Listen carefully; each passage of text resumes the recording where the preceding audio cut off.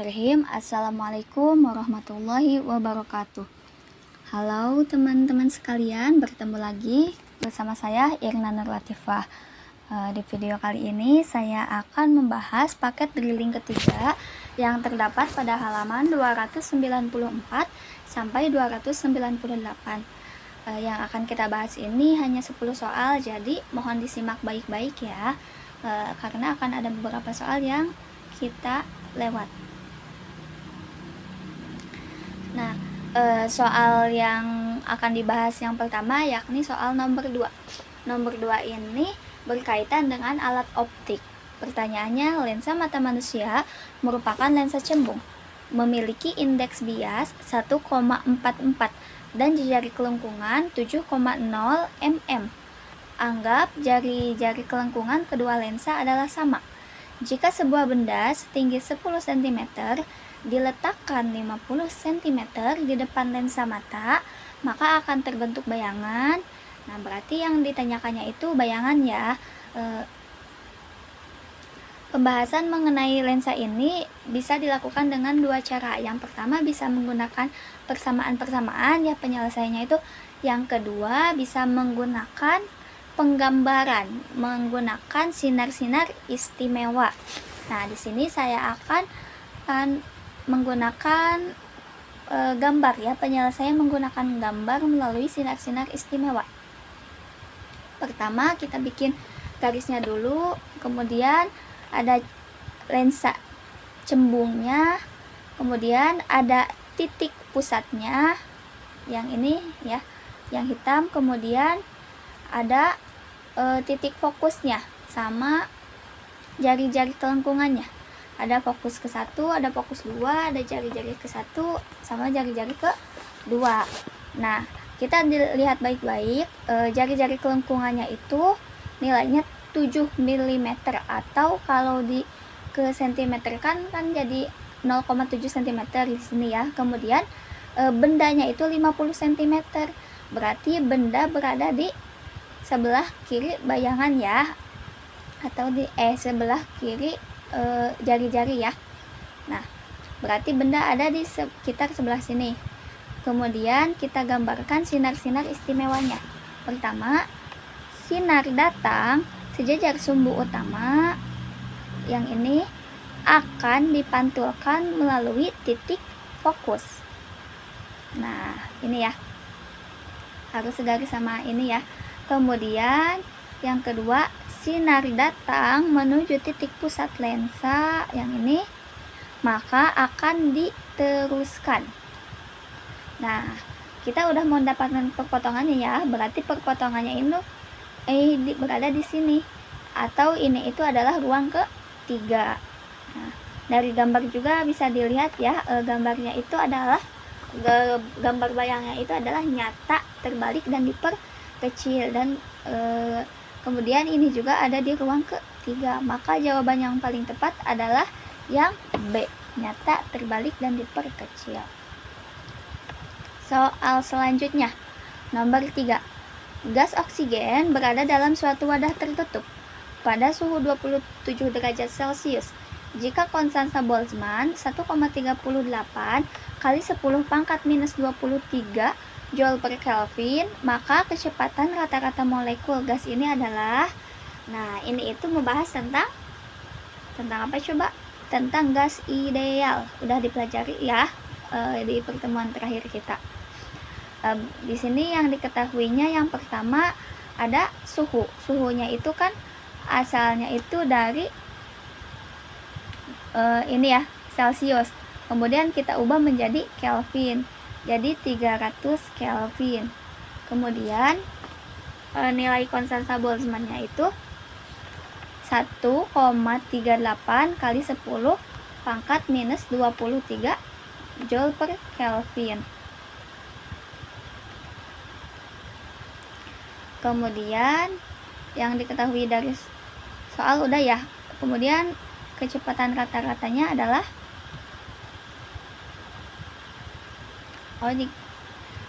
dari sini itu kan gas oksigennya itu kan persamaan yang harus dicari itu kecepatan rata-rata, karena kecepatan rata-rata rumusnya itu ada nilai massanya, maka kita cari massanya dulu.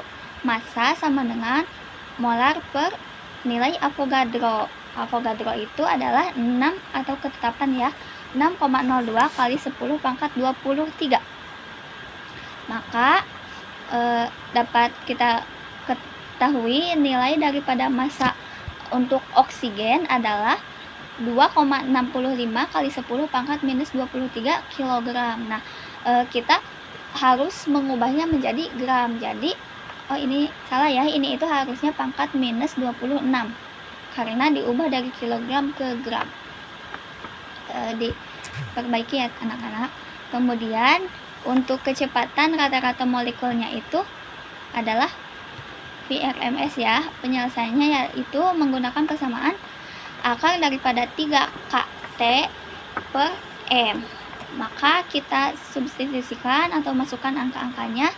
3 dikali 1,38 kali 10 pangkat minus 23 dikalikan dengan 300 dibagi dengan 2,65 dikali 10 pangkat minus 26.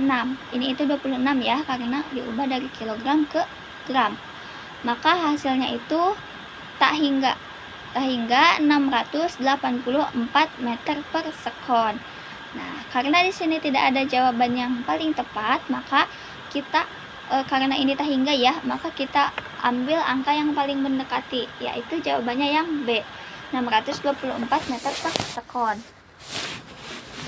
Kemudian selanjutnya soal yang akan kita bahas nomor 5, yakni ini itu membahas tentang GHS atau gerak harmonik sederhana. Perhatikan gambar berikut. Di sini ada nilai gayanya ya. Ada nilai gayanya, di sumbu Y-nya ada nilai gayanya, di sumbu X-nya ada X dalam satuan meter, artinya adalah perubahan panjangnya, panjang pegas ya, panjang osilator, karena persoalannya osilator. Sebuah osilator harmonik sederhana terdiri dari balok 0,5 kg yang diikatkan pada ujung suatu pegas di lantai sehingga balok tidak mengalami gesekan ketika bergerak. Saat T sama dengan 0, simpangan balok sama dengan 0. Lalu bergerak ke arah sumbu X positif. Grafik fungsi gaya pada balok terhadap posisinya tiap waktu ditunjukkan pada gambar dengan Fx sama dengan 75 Newton. Newton ya, ini itu harusnya N besar. Ketika simpangannya 2/3 simpangan maksimum, maka energi kinetiknya adalah, berarti yang ditanyakan energi kinetik. Dari sini itu untuk mencari energi kinetik kita bisa menggunakan persamaan hukum kekekalan energi, yaitu dengan persamaan energi kinetik sama dengan energi kinetik pada 2/3 simpangan ditambah energi kinetik. Energi kinetik maksimum ya, energi kinetik maksimum sama dengan 2/3 simpangan dikalikan ditambah dengan energi kinetik. Kita cari dulu yang diketahuinya. Diketahuinya M-nya 0,5 kg, kemudian Fs-nya 75 Newton, delta X-nya 0,3 meter. Ditanyakannya energi kinetik atau EK. Nah, kita itu harus mencari dulu konstanta pegasnya, karena di energi kinetik pada konstanta pegas akan dibutuhkan nilai K ya. Nah, maka K sama dengan min F per delta X. Maka min 75 bagi 0,5 hasilnya 250 Newton per meter. Kemudian nah ini ya, kita menggunakan persamaan hukum kekekalan energi.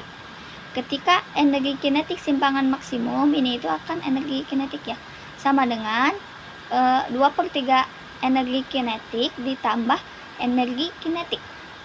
Maka energi kinetik adalah ini ya, pindah ruas, kita sederhanakan, maka persamaannya menjadi ini setengah dikalikan 5/9 K dikalikan delta X maksimum dikuadratkan, atau bisa juga langsung ya dimasukkan angka-angkanya di persamaan yang kedua ini. Coba masukkan angkanya, K-nya ini ya, nilai yang didapatkan 250, delta X-nya 0,3. Maka hasil yang didapatkan adalah 6,25 Joule. Ini ya. Berarti jawaban yang paling tepat adalah yang B. Selanjutnya soal nomor 6. Soal nomor 6 ini berkaitan dengan gaya sentripetal atau dan gaya gravitasi bumi.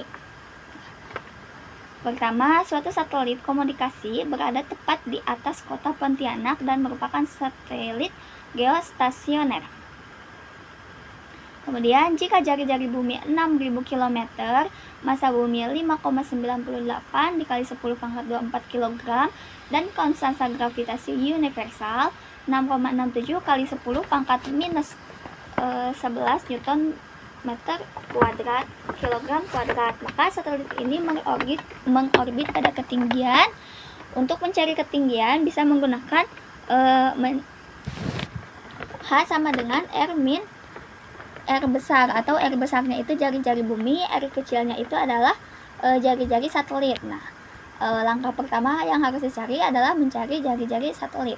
Diketahui R jari-jari bumi itu 6.000 km, kemudian massa M-nya itu, M besar itu massa bumi 5,98 kali 10 pangkat 24 kg, kemudian nilai G atau konstanta gravitasi ya, secara universal 6,67 kali 10 pangkat min 11. Kemudian ditanyakannya H. Nah, kenapa persamaannya seperti ini? Karena ini itu tadi ya satelit geostasioner, maka kita bisa menghubungkan antara gaya sentripetal, ini gaya sentripetal dengan gaya gravitasi bumi untuk mencari nilai jari-jari ini ya, untuk mencari nilai jari-jarinya. Kita sederhanakan dulu persamaannya. Ini R-nya ini pindah ke sini ya. Kemudian ini juga pindah. Omeganya itu diubah menjadi 2pi per T. Nah, untuk nilai T-nya ini adalah nilai periode selama 1 hari.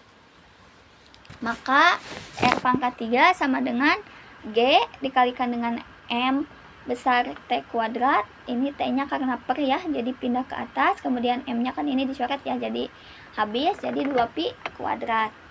Kemudian T-nya, T ini adalah 1 hari dalam detik. Bisa dihitung ya, 1 jam itu 1 jam itu 3.600 detik kan. Kemudian 1 hari 24 jam, jadi 24 kali 3.600, maka hasilnya ini 86.400 detik. Maka R pangkat 3 sama dengan 6 kali 67 kali 10 pangkat min 11 dikalikan dengan ini ya, nilai massa bumi dikalikan dengan T dikuadratkan, kemudian dibagi 2pi kuadrat. Hasilnya adalah R tak hingga 42.250 meter. Kemudian karena yang ditanyakan H sama dengan ini R dikurangi R kecil. Maka ini 42.250 dikurangi 6.000, hasilnya tak hingga 32.000. Karena di sini tidak ada yang jawaban yang benar, yang sama ya, tapi yang paling mendekati adalah yang B, 36.000.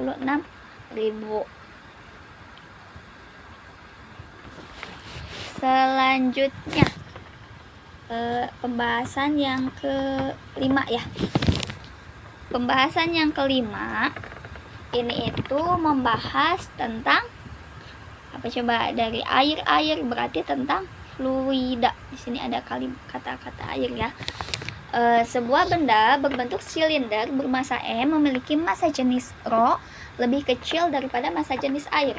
Rho benda berarti lebih kecil daripada Rho air, artinya benda itu berada di daerah terapung ya di atas. Benda dimasukkan ke dalam silinder berisi air. Tidak ada air yang tumpah dari silinder tersebut. Jika luas alas benda adalah A-nya besar ya harusnya, dan massa jenis air adalah Rho 0, maka tinggi bagian benda yang terendam adalah berarti yang ditanyakannya ya H ya. Nah, karena tadi ya kalimatnya massa jenis lebih kecil, massa jenis benda lebih kecil daripada massa jenis air, maka gaya ke atas sama dengan berat benda. Kemudian gaya itu rho 0 dikalikan rho V G ya, rho 0 kali V kali G sama dengan M dikali G. G-nya bisa dihilangkan. Kemudian, nah, Pi-nya itu kita pecah menjadi alas dikali ketinggian, karena kita mencari ketinggian kan ya.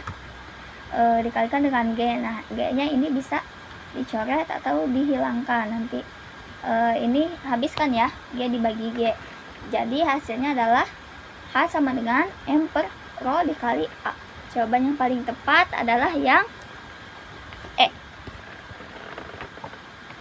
Oke. Ini itu tentang apa coba? Hukum Archimedes. Lanjut. Selanjutnya soal nomor 9. Soal nomor 9 berkaitan tentang, ini itu pembahasan soal yang ke 6 ya. Pembahasan soal yang ke-6 itu berkaitan dengan arus listrik, kemudian ada daya juga ya. Ada tegangan listrik. Nah, pertanyaannya, sebuah pemanas air dengan spesifikasi 1000 watt 220 volt digunakan untuk memanaskan air sampai mendidih selama 15 menit. Apabila pemanas ini dipasang pada tegangan listrik 110 volt, maka waktu yang diperlukan sampai air mendidih adalah nah, berarti kita bisa menggunakan persamaan arus listrik ya. Kemudian menggunakan persamaan energi. Diketahui dulu. Diketahui apa aja? Yang pertama ada P1 atau daya ke 1 1000 watt. Kemudian ada tegangan ke 1 220 volt. Kemudian ada waktu ke 1 15 menit. Kemudian ada tegangan kedua 110 volt. Kemudian ditanyakannya waktu kedua. Nah, bisa menggunakan dua langkah ya. Yang pertama ada arus itu, nilai arusnya itu kita umpamakan sama ya. Arus pertama sama dengan arus kedua. Arus itu persamaannya adalah tegangan dibagi daya dibagi dengan tegangan. Nah, ini itu untuk mencari daya kedua ya.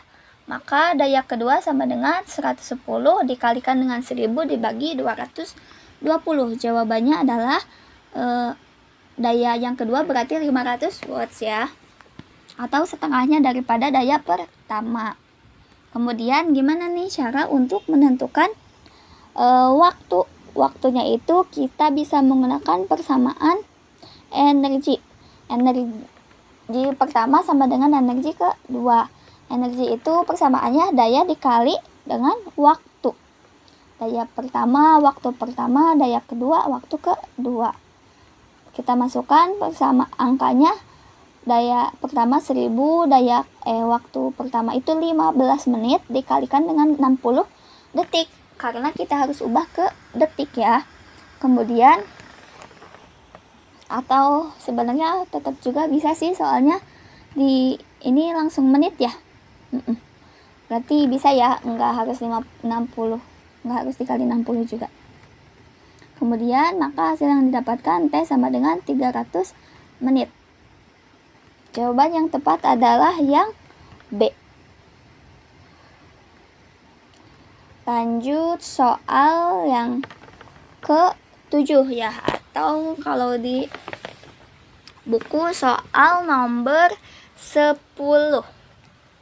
Soal nomor 10 itu berkaitan dengan suhu dan kalor. Pertanyaannya, tidak semua kalor yang masuk ke dalam suatu sistem dipergunakan untuk melakukan kerja. Sebab mesin Carnot merupakan mesin yang dalam satu siklus menggunakan dua proses adiabatik dan dua proses isotermis. Nah, jawaban yang tepat adalah ini itu kan berkaitannya itu dengan suhu dan kalor. Yang pertama, jika ini kalor ya. Kalor itu ke dalam suatu sistem untuk melakukan kerja. Jawabannya adalah pernyataannya itu benar ya. Kalor itu bisa melakukan kerja. Kemudian mesin Carnot merupakan mesin yang dalam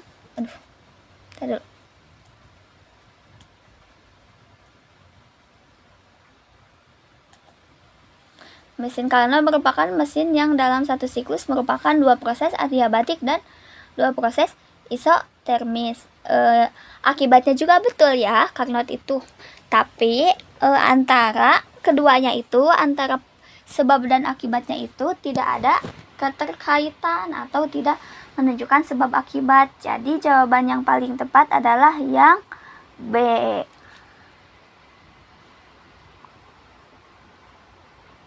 Selanjutnya nomor 11 ya. Selanjutnya itu tentang energi mekanik. Berarti ini itu ada di bab usaha dan energi. Energi mekanik, benda yang berada dalam pengaruh gaya konservatif selalu konstan. Sebab dalam pengaruh gaya konservatif, benda selalu bergerak berlawanan arah terhadap arah gaya. Energi mekanik itu pengaruh gaya konservatif, betul. Tapi gaya konservatif itu tidak berlawanan arah, tetapi gaya konservatif itu selalu searah. Nah, jika energi mekanik itu dipengaruhi gaya konservatif itu apabila tidak ada pengaruh gaya luar. Misalnya itu gaya luarnya itu seperti adanya gaya gesek ya, ataupun adanya gaya-gaya lain yang dipengaruhi oleh geraknya benda. Berarti penyebabnya benar tapi akibatnya yang salah. Karena pada gerak jatuh bebas, kemudian gaya searah dengan gerak benda. Kalau ini kan katanya berlawanan arah, padahal mah searah. Jadi jawaban yang tepat adalah yang C. Selanjutnya, nomor 12. Suatu benda bermuatan listrik dapat pindah dari suatu tempat ke tempat lain jika di antara kedua tempat terdapat beda potensial. Betul ya. Ini itu berkaitan tentang kelistrikan ya, bab tentang listrik. Pernyataannya itu benar. Sebab suatu benda bermuatan listrik mengalami gaya Coulomb jika berada di dalam daerah medan listrik. Akibatnya juga betul karena untuk pernyataannya itu beda potensial akan melakukan usaha atau melakukan kerja pada suatu benda yang bermuatan. Kemudian akibatnya itu alasannya juga betul karena gaya Coulomb itu berkaitan ada karena adanya medan listrik. Kemudian antara penyebab dan akibatnya itu saling berkaitan karena beda potensial dapat menyebabkan adanya medan listrik. Nah, ini ya, kan ini ya, beda potensial. Sehingga benda yang bermuatan akan mengalami gaya Coulomb, atau gaya Coulomb itu gaya listrik.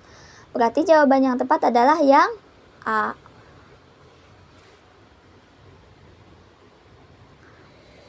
Satu, dua, tiga, empat. Udah 9 soal ya. Soal yang terakhir yang akan dibahas, yakni soal nomor 14.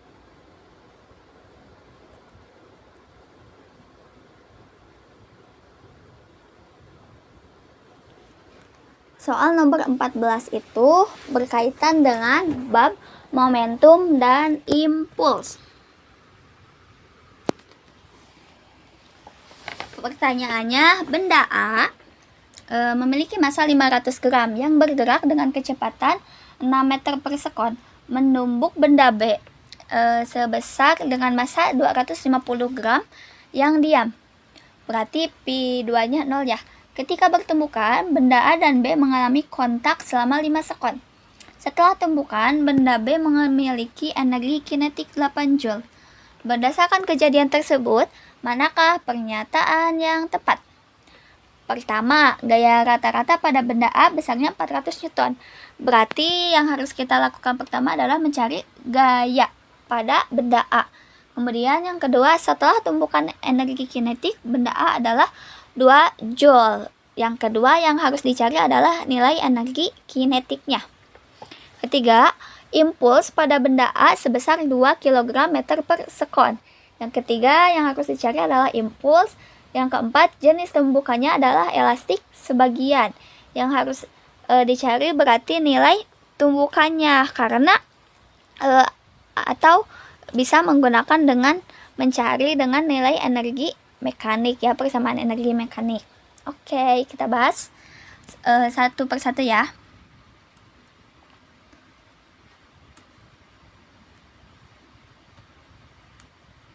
Diketahuinya, pertama, massa benda. Massa benda itu 500 gram.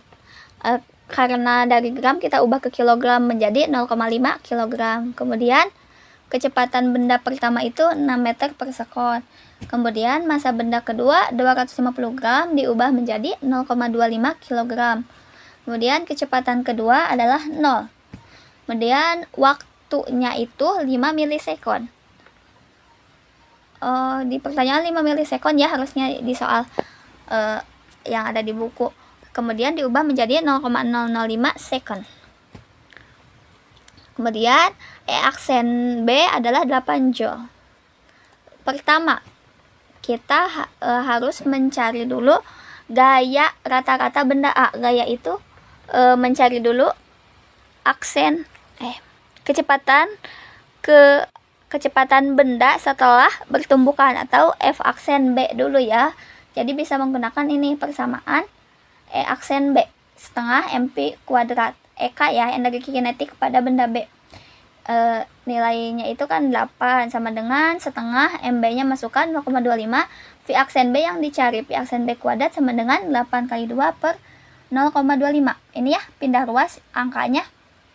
Kemudian berarti Pi aksen kuadrat itu sama dengan 64. Akar dari 64 adalah 8. Jadi benda B setelah bertumbukan adalah 8 meter per sekon. Selanjutnya yang kedua, nah yang akan kita cari itu adalah nilai gaya rata-rata. Rata-rata itu kan bisa menggunakan persamaan momentum. Berarti kita harus mencari dulu nilai Pi aksen A. Kita masukkan angka-angkanya karena ini 0 ya. Berarti ini 6 kali 5. 6 kali 0,5 itu hasilnya 3 ya. Nah, persamaannya ini itu kan 3. 3-nya pindah ruas ke sini. Kemudian ini kan hasilnya 2. Ini kemudian pindah ruas. Jadi hasilnya Pi aksen A adalah 2 meter per sekon. Nah, sebenarnya yang akan kita cari di nomor 1 ini yang ini nih. Untuk poin pertama, untuk mencari gaya rata-rata momentum per delta T. Momentum itu persamaannya M dikali delta Pi. Ini, M dikali delta Pi, MA-nya berapa? MA-nya kan 0,5 ya. Kemudian delta Pi-nya itu 6 dikurangi 2. Ini 6 ya. Ini 2. Hasil dibagi delta T-nya 0,005. Hasilnya adalah 400 Newton. Berarti poin yang pertama betul. Selanjutnya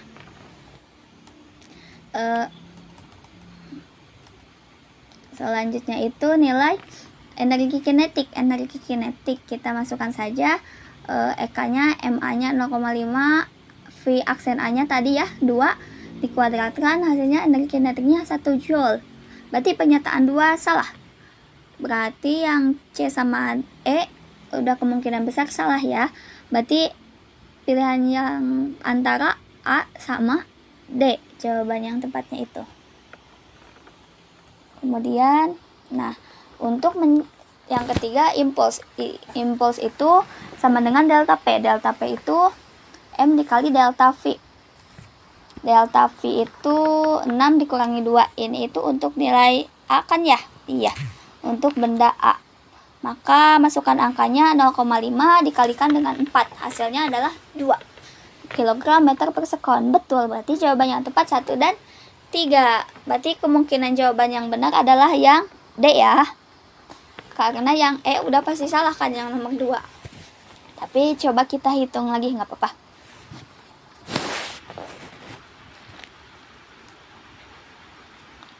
Untuk mencari ini itu lenting sempurna sebagian atau apa, harus mencari dulu nilainya ya. Energi mekanik sama dengan energi mekanik aksen. Nah, melalui persamaan ini berarti EK1 EKA sama dengan E tambah EKB sama dengan energi kinetik setelah tumbukan A ditambah energi kinetik setelah tumbukan B. Kita masukkan angkanya, hasilnya itu 9 tambah 1 tambah 8. Hasilnya berarti 9 sama dengan 9. Berarti jenis tumbukannya itu bukan lenting sebagian. Tumbukannya itu tidak lenting sama sekali karena nilainya sama kan ya. Maka jawaban yang tepat adalah yang D. Oke. Sekian ya 10 soal yang telah saya bahas. Ini untuk kunci jawabannya ya. Untuk nomor 1 itu tidak ada jawabannya di ABCD-nya ya. Mungkin cukup sekian yang dapat saya sampaikan. Kurang lebihnya mohon dimaafkan. Jangan lupa belajar, jangan bosan belajar. Wassalamualaikum warahmatullahi wabarakatuh.